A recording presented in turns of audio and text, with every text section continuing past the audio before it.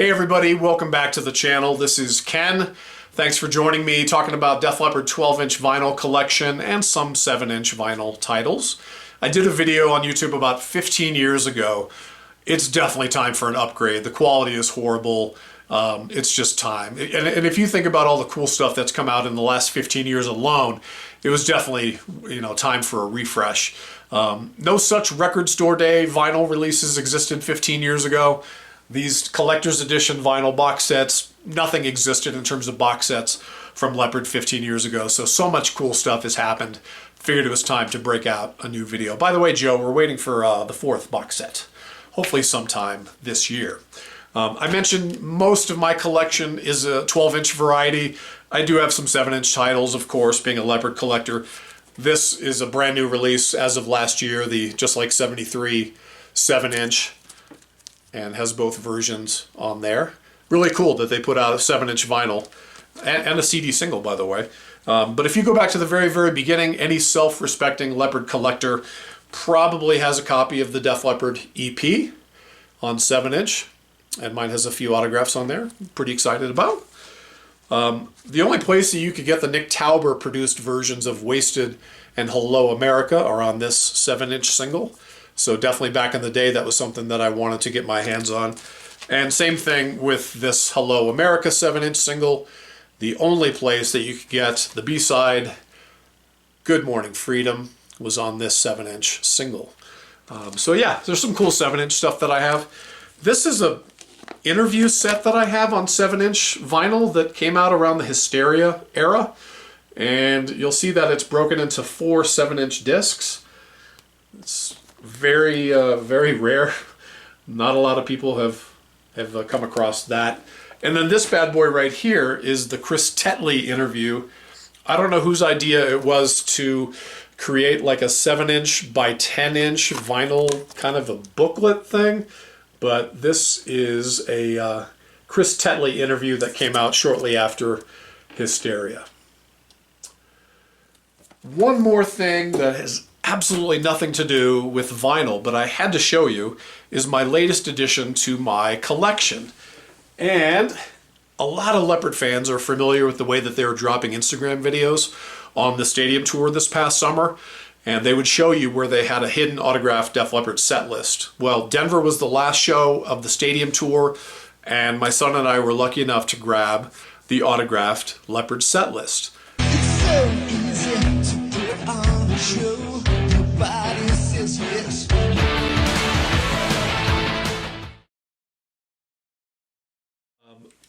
Santa was nice enough to bring me a framed version of the poster and the autograph set list.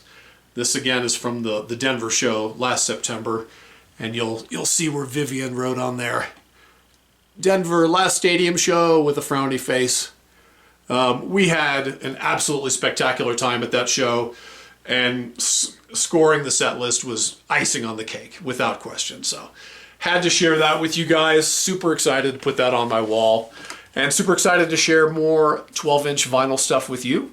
Let's start at the beginning chronologically with 1978. Let's take it away. All right, 1978 is really the earliest known recordings that I have in my collection from Def Leppard. They're not even on vinyl, they're on CD in the form of this bootleg called Warchild. There's 3 tracks on here specifically that have never seen the light of day in any other Def Leppard release. Tomorrow Seems Like Yesterday, Beyond the Temple, and Warchild. Kind of sounds like Black Sabbath, but it really sounds like a boombox is in the middle of the room as they're rehearsing. Just very early rehearsal demo type stuff. 1979 is when Leppard goes into the studio to record some demos with Pete Martin and Frank Stewart Brown, their then managers. And in 1985, they took those tapes and released them, unbeknownst to the band, under the title First Strike. So this is some demos that they recorded in 1979. This is notable because there's 3 songs on here that have never seen the light of day on any other official Def Leppard release: Heat Street, See the Lights, and Glad I'm Alive. Now, I was lucky enough in 1985 to actually get a vinyl copy of First Strike, and it is since been autographed by a couple guys in the band. Phil, Rick, and Joe, even though Phil didn't play on it, but that's another story. This is called First Strike, and basically the story with this is once the band found out that their former managers had put this record out, maybe a year and a half after Pyromania, basically trying to capitalize on the band's success. Band had absolutely no idea that this was out, and they basically filed an injunction to have all existing copies pulled off the marketplace. I should have bought 27 of these, but as it stands, I do have one copy on vinyl. Probably 15 bucks is what I paid. And I remember it's like 6 to 8 weeks. You send your check or money order to like Simmons Corporation or whatever it was. And the day it showed up was a magical day, dropping the needle on the turntable and checking out First Strike. So that is some of the earliest stuff that I have, especially on 12-inch vinyl. All right, 1980 sees the release of Def Leppard's debut album, On Through the Night. I'm sure Leppard fans are familiar with this. This vinyl is a little bit unique in the sense that it has an insert that you see here, and on the back side is a lyric sheet. So not every version has that lyric sheet. Pretty hard to find, so pretty excited when I found that. This is a second copy that I have of On Through the Night without the lyric sheet. This is a relatively new re-release on vinyl. I believe this is a blue vinyl. You can get this on the website right now, as far as I know, or record stores. This one came out last couple years. And this is a Live at the BBC, 1979 and 1980, probably 10 or 11 tracks from Leppard recorded in the 1979 and 1980 time frame. So this was a record show find. I was excited to find that maybe 4 or 5 years ago. This is called Live and Heavy, which is a compilation record. And it's got some other artists on there like Rainbow and Deep Purple and Motorhead and Nazareth. But as you can see, it says Def Leppard's Rocks Off. As far as I know, this is just taken straight from On Through the Night. Nothing special about that, just from a compilation record. You know, the only other thing from the On Through the Night era is this CD box set that came out a couple of years ago called The Early Years. And there's some killer demos, live stuff that got re-released for Record Store Day when the walls came tumbling down. I'll show you that, but this is CD only. This never officially got released in its entirety on LP. And just to complete that 1979, 1980 On Through the Night era, this is a re-release for Record Store Day of the Def Leppard E.P. on 12-inch vinyl. So this is a re-release for Record Store Day only. Probably came out 6-7 years ago now. And then I got a second copy that's sealed as well. And when the walls came tumbling down, I mentioned this was from the box set The Early Years. They did extract this for a vinyl release for Record Store Day. So a double LP recorded live at the Oxford in 1980. All right, 1981 sees the release of High and Dry. Could easily be my favorite Def Leppard record, just kind of depends on the day of the week. But that was the very first cassette tape that I ever bought in my entire life, was High and Dry on cassette. So a special place in my heart for that record. Obviously the original vinyl version with the 10 tracks. And then there's a second re-release version that came out when they re-released it in 1984.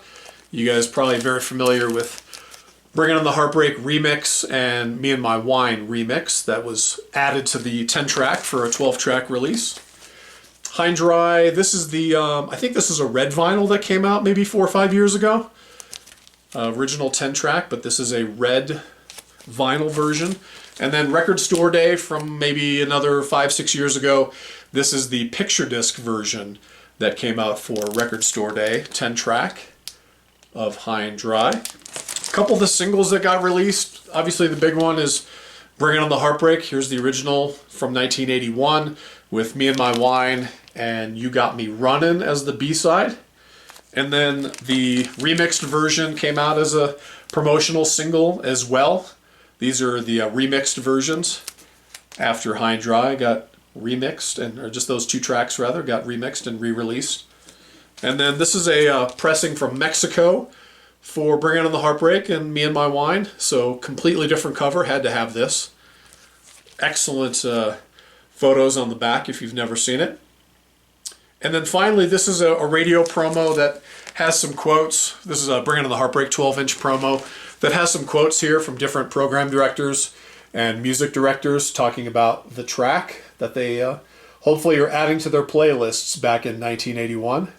So Bring It On the Heartbreak 12-inch promo. I did a video probably 2 years ago leading up to the 40th anniversary of Pyromania, begging Joe Elliott for a box set. And Joe, thank you. My prayers were answered with the 41st anniversary box set CD version of Pyromania with all the goodies. And a lot of the vinyl stuff got released as companion pieces for that Pyromania anniversary that I'll show you. But let's go back to the original 1983 vinyl for Pyromania. This is actually a set list from Delta Deep when they played in town a little while back. And I met Phil Collen backstage, and he was nice enough to autograph my original version of Pyromania. So thank you, Phil. Even though you were sick as a dog that day, I appreciate you taking some time with photos and autographs. I do have a second version of the original Pyromania LP. I don't know why. I think it was probably for my 13th birthday.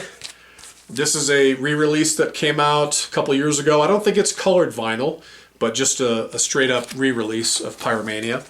This is a exclusive vinyl slip mat version from Walmart that is probably still available if you care to look on their website. And then Walmart did another exclusive orange and yellow splatter version for the 40th anniversary. This is still just the regular 10-track version, but yellow and orange splatter.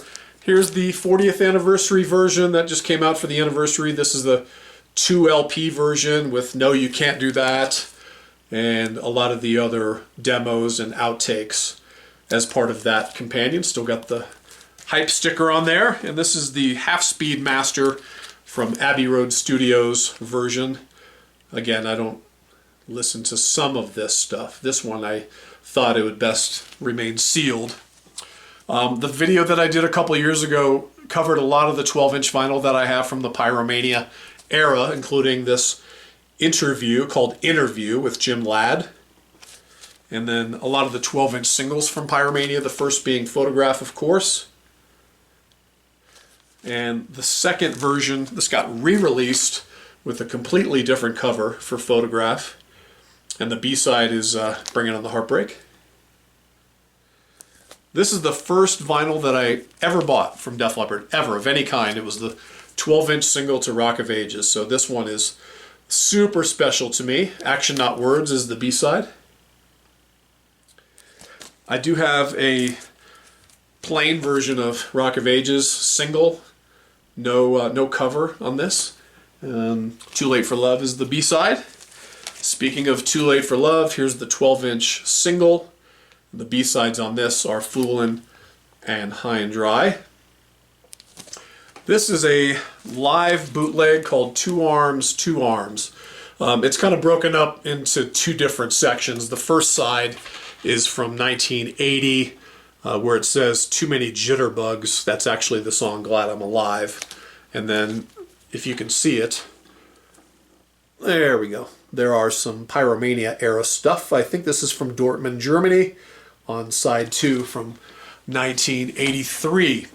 Speaking of 1983, February of 1983 saw Phil Collins' very first show as an official member of Def Leppard, and this is a live bootleg called Heavy Rock Brigade.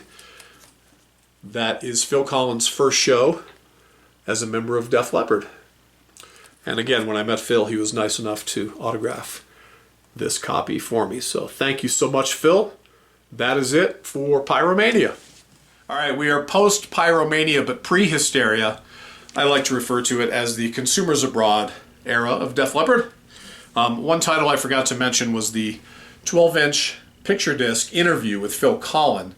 If you went to your local Ibanez dealer back in the day and bought an Ibanez Destroyer, they would give you a free interview picture disc conducted by their former manager, Peter Mensch. All right, brings us to their 4th album. I've got my poster framed. I hope you do too. August 3rd, 1987 sees the release of Hysteria. And obviously I still have my original pressing on vinyl. This is one of my favorites. Still got the old hype sticker, 12 songs and 63 minutes. And still got the old price tag on there, Sound Warehouse, the low price of $6.99. Original pressing. Couple picture discs that came out during this album run. The US picture disc. It's got the boys on the back. UK put out a really cool picture disc version. It's got like a cut out cover. And some 1988 European tour dates on the back. I think this is the 35th anniversary re-release, a 2LP version. Still got the hype sticker. A lot of this stuff I keep sealed still. All right, that brings us to the singles. The first video and single in the US was Women. I do have a promo copy of the 12-inch single for Women.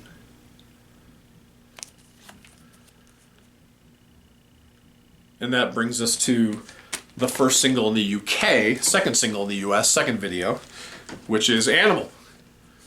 And I've got this one framed because we have a couple cool stories to tell about a couple autographs. I got Joe Elliott and Rick Allen to sign this.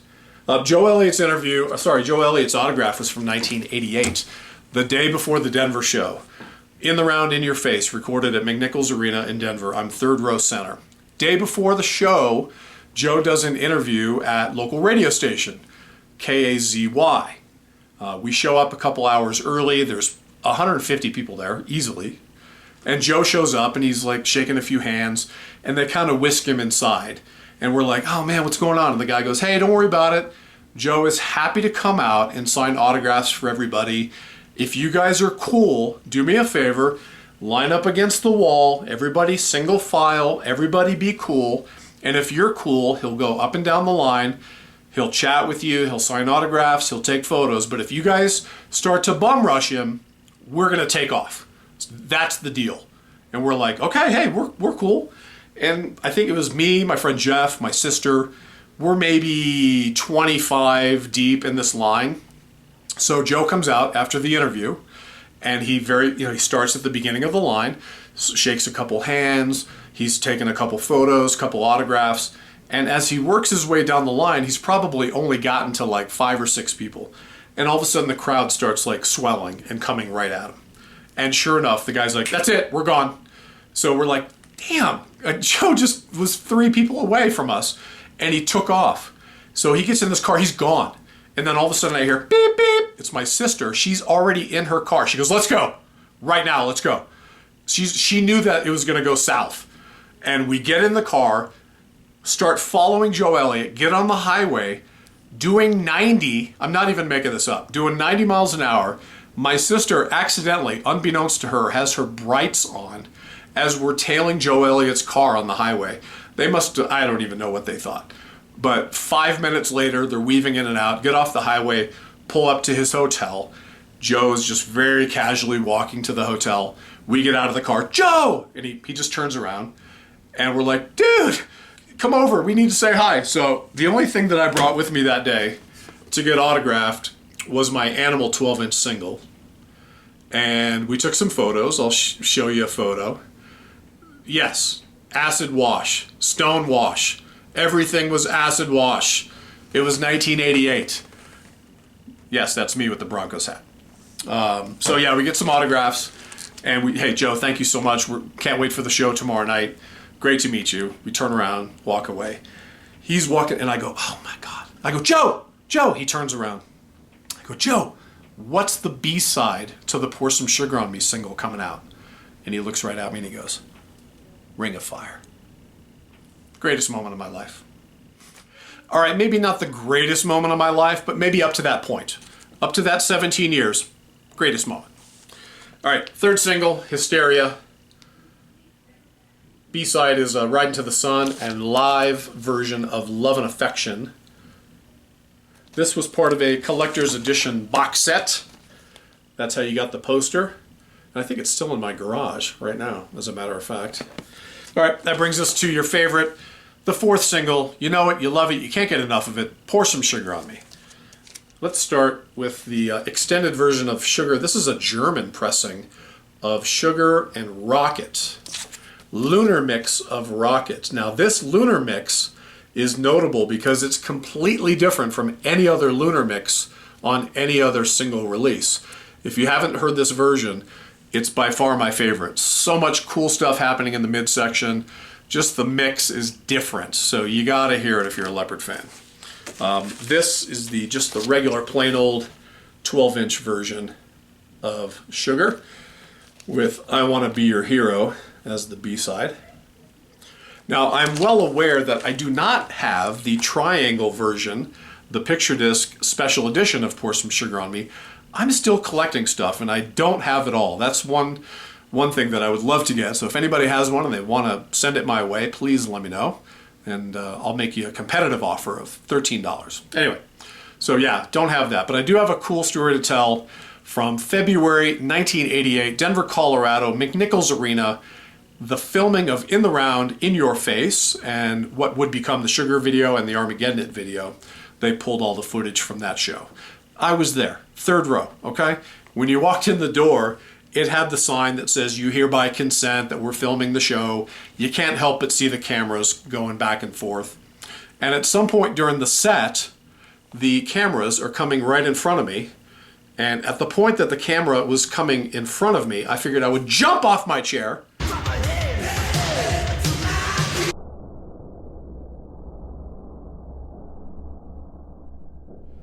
It's just that fast. Where's Waldo fast? I get it, but that's me wearing my Broncos hat, have my poster in my hand, jumping off my chair. As soon as that camera came, I'm telling you, I jumped straight up. I can't believe they put that in the video. I actually ended up in an edition of VH1's Name That Video. Very short-lived game show where the guys are like, I can name that video in 8 seconds. I can name that video in 4 seconds.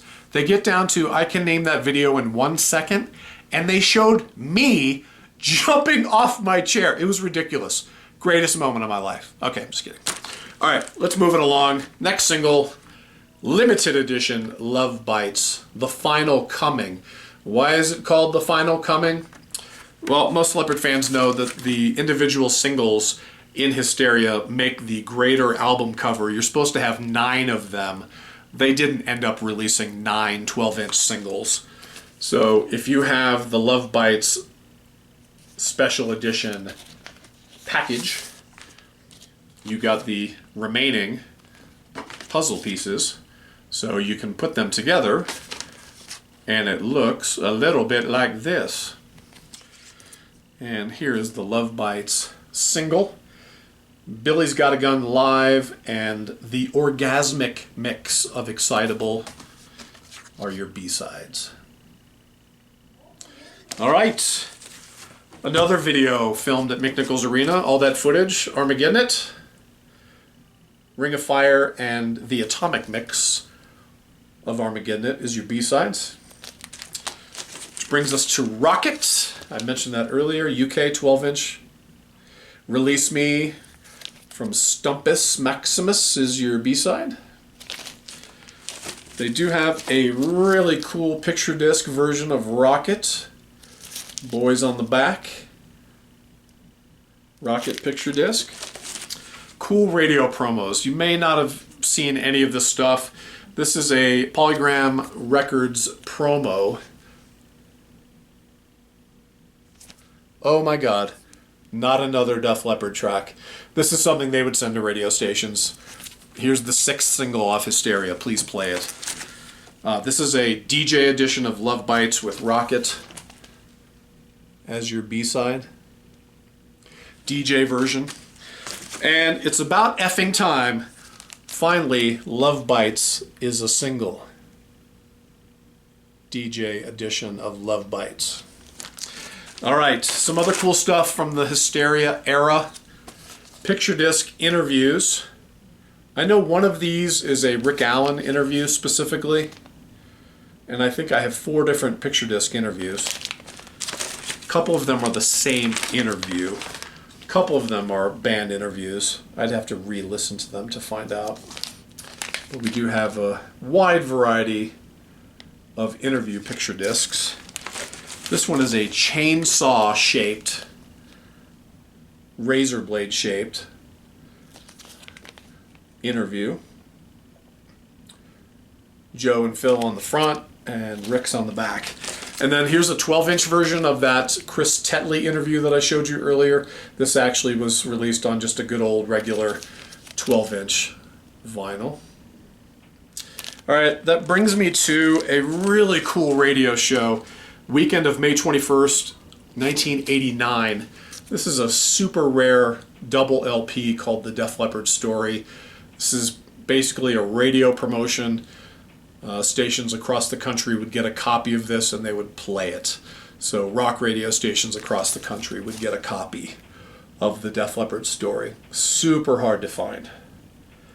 The only vinyl bootleg I have, I know you've been looking at this for a few minutes now, the only vinyl bootleg I have from the Hysteria era is called Feline Atrocities.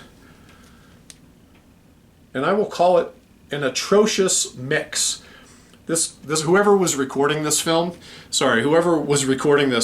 at the Nassau Coliseum on October 18th, 1987, he must have had his little mini tape recorder in his back pocket, because just the sound quality itself is terrible. But this release is not terrible because the B-side is fantastic. All right, I almost forgot to share this with everybody.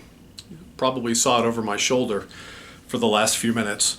You know the Pour Some Sugar on Me music video when Joe Elliott is wearing this sweatshirt? Yeah, this is not the exact sweatshirt that he was wearing, but my brother-in-law worked for the company that produced the sweatshirts. So for Christmas, I open up my package and Uncle Joe gets me the Def Leppard Prowling the Southwest. This is a super, super awesome piece. Fay Concerts is a company that I ended up working for 7 years later. So this is unbelievable that I have this. And basically Fay Concerts was promoting 3 different shows. I think it's Phoenix and Albuquerque. Yeah, Phoenix, Albuquerque, and the 2 shows in Denver. So this was just them showing how cool Def Leppard is. So yeah, Fay Concerts. There we go. Barry Fay, no longer with us, but I worked for Barry for many years. And if you've seen the Sugar video, this is the sweatshirt. All right, a couple more releases from Hysteria real quick. This is the 30th anniversary box set that came out. I think a 40th anniversary box set is on the way in a couple years. So look forward to that. And then this is the 7-inch singles collection where they re-released all the 7-inch singles. And they turned Excitable into a cover that never was, because this never got released officially, and Love and Affection. And for good measure, a pressing of Animal 7-inch. That's it for Hysteria. Bring on Adrenalize. All right, 1992, Adrenalize. I think March 31st, 1992 was the release. I know this is not a vinyl release, but it's sort of a cool piece. Just quickly to show the collector's box set for Let's Get Rocked. This comes with Let's Get Rocked in the corner, and then you have to collect the subsequent singles to fill out the album artwork, but this is a collector's box set. Getting to the vinyl, we do have the original pressing of Adrenalize, 10-track version. This is the re-release that came out a little while back.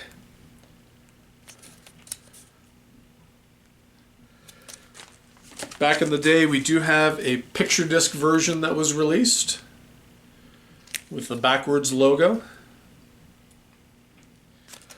And in terms of singles, first track, Let's Get Rocked, Only After Dark, the B-side, and Too Late for Love live from Denver. I was there. The rest of the singles off Adrenalize are picture singles. So you got Let's Get Rocked. This one is open, so you turn it on the back and you got the picture disc.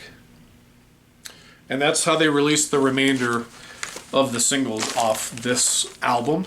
Make Love Like a Man, picture single. Have You Ever, picture single.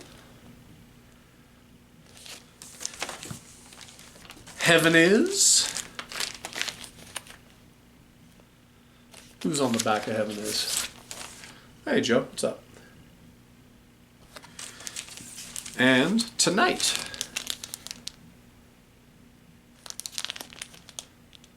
That's it for Adrenalize.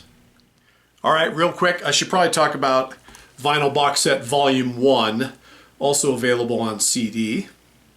But if you don't have this, it's all the early stuff, first 4 records, On Through the Night, High and Dry, Pyro, and Hysteria. But what do we have here? Wedged in between Pyro and Hysteria, we do get the Live at the LA Forum 1983 2 LP version of a live show. This is when Brian May jumps on stage with them for Travelin' Band as the encore. And then Rarities Volume 1 is also a part of this box set.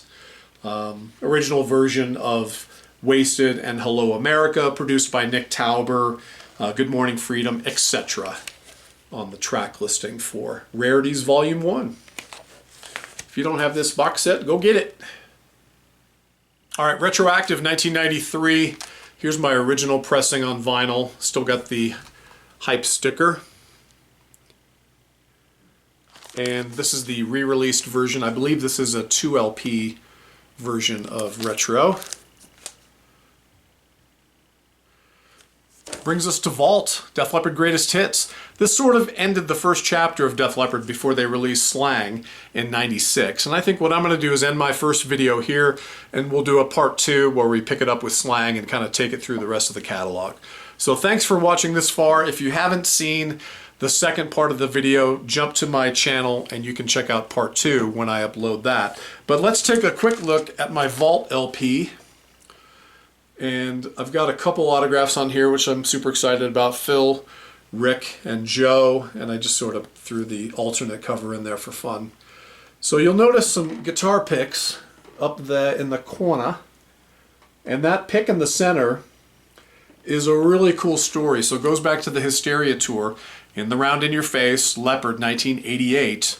Phil Collen doesn't throw out a lot of guitar picks. He's not known as a guy like Rick Nielsen where he's taken handfuls of picks and thrown them out to the crowd. But at one point in the show, and I mentioned we're third row, he has his metal pick and he throws it in our direction, okay? And it looks like it's coming right at me. And I don't feel it. I don't necessarily see it as it's landing. But all of us are like, did you get it? Where is it? Did you see it? Was it on the floor? Did you get it? I didn't get it. Where is it? And nobody could find this pick that is in, somebody has to have this pick, right? Well, it took an hour and a half later for the set to end and the house lights to go up. I looked down at my feet and holy crap, I got Phil's pick. So that is a Def Leppard logo engraved Hysteria era pick from Phil. Wrapped it up with my Vault LP, and that's it. That's all I got for you for part 1 of the video. Hope you've enjoyed everything from First Strike and Warchild and the Def Leppard E.P. all the way through to Vault. Like I said, I'm going to do a part 2 coming up soon, so appreciate you checking out the video, and we'll see you next time.